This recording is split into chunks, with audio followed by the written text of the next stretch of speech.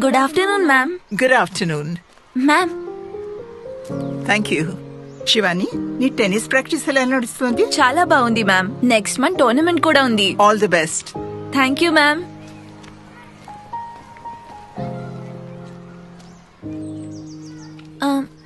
Ma'am, మీతో ఒక మాట. ప్రశ్నలు అడగని వారు స్టూడెంట్సే కారు. అడుగు. మ్యామ్, మన స్కూల్లో బొల్లెడని మొక్కలు చెట్లు ఉన్నాయి.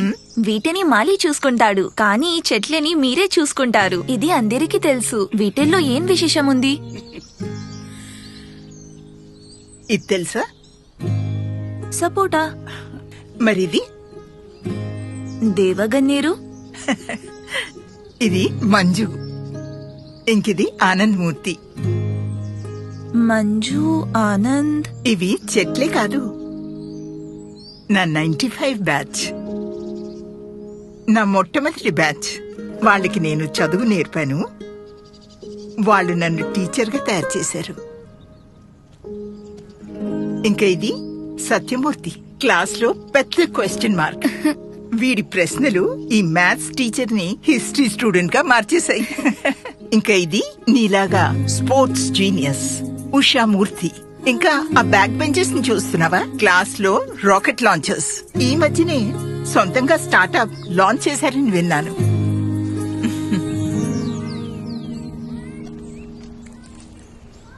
బాబాయ్, కానీ ఈ చెట్లకి ఈ 95 బ్యాచ్ కి ఏంటి కనెక్షన్? ఆ బ్యాచ్ పాస్ అయి వెళ్తున్నప్పుడు అందరూ తమ తమ పేర్లతో ఒక్కొక్క ముక్క మ్యామ్ కి గిఫ్ట్ చేశారు. క్లాస్ ముందుకు వెళ్ళిపోయింది, కానీ మ్యామ్ మాత్రం అక్కడే ఉండిపోయారు 95 బ్యాచ్ తోనే. కానీ ఇప్పుడు వీటి నుండి విడిపోయే టైం వచ్చింది. విడిపోవడం ఎందుకు? మీకు తెలీదా? వచ్చే వారం మ్యామ్ రిటైర్ అవుతున్నారు. ఓ అవును. పేజీలెన్నో తిప్పాను ఆ పుస్తకంలో, కథలెన్నో మిగిలున్నాయి ఆ పుస్తకంలో.